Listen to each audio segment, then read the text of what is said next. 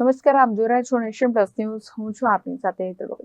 જમ્મુ કાશ્મીરમાં થયેલા આતંકવાદી હુમલા બાદ હજુ પણ દેશમાં એક મહિનો સાચવવો પડશે અને દેશ અને રાજ્યની સીમાઓ પણ સાચવવી રહી તેવું હવામાન નિષ્ણાંત અંબાલાલ પટેલે જણાવ્યું છે. જમ્મુ કાશ્મીરમાં થયેલા આતંકવાદી હુમલા બાદ હજુ પણ દેશમાં એક મહિનો સાચવવો પડશે તો સાથે જ દેશ અને રાજ્યની સીમાઓ પણ સાચવવી રહી તેમ હવામાન નિષ્ણાંત અંબાલાલ પટેલે આગાહી કરી છે. 29 માર્ચ 2025થી શનિની અસર રહેવાની શક્યતાઓ હતી, જેમાં રાજકીય નેતાઓએ પણ સ્વરક્ષણ કરવું પડશે. 27 એપ્રિલ 2025ની કુંડળી જતા ગ્રહોની અસર જોવા મળે છે. પાકિસ્તાનમાં વિદેશી તાકાત ભળે નહીં તે પણ જોવું પડશે.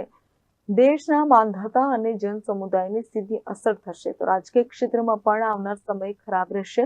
દેશ અને રાજ્યના સીમાડા સાચવવા પડશે તો યજ્ઞ, ભજન, કીર્તન અને ધૂન સહિતના ધાર્મિક કાર્યક્રમો કરવાથી ગ્રહોની સ્થિતિ શાંત થશે. દેશ અને રાજ્યમાં સંતાપ કરનારી ઘટનાઓ બનવાની સંભાવના વ્યક્ત કરવામાં આવી છે.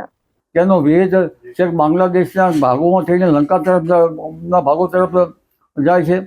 આ ઉપરાંત જ્યારે ઈશાનમાં શનિ ગ્રહની અસરો થશે ત્યારે તેનો વેદ પણ લગભગ આપણા પશ્ચિમી સરહદો અને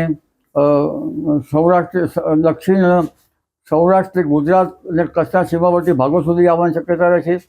એટલે તારીખ 19/5/2025 એક માસ હજુ સાચવવાનું રહે છે. ઓગસ્ટ માસમાં પણ હડતાળ આંદોલન વધારે થવાની શક્યતા રહે છે.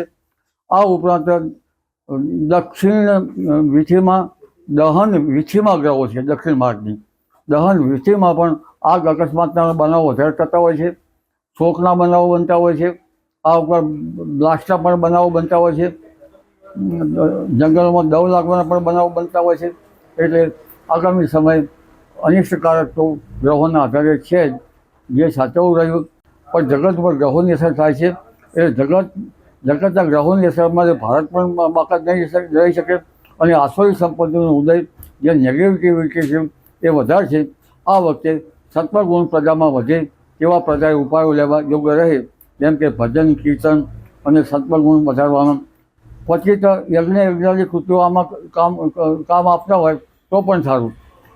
એટલે વિશ્વ કલ્યાણાર્થે જે કામ થતા હોય તે કરવા યોગ્ય રહે. જી report Nation Plus News Gandhinagar. સમાચારોના સતત અપડેટ મેળવવા માટે અમારી નેશન પ્લસ ન્યૂઝની યુટ્યુબ ચેનલને સબસ્ક્રાઇબ કરો, બેલ આઇકન દબાવો અને જોડાયેલા રહો ફેસબુક, ઇન્સ્ટાગ્રામ અને ટ્વિટર પર.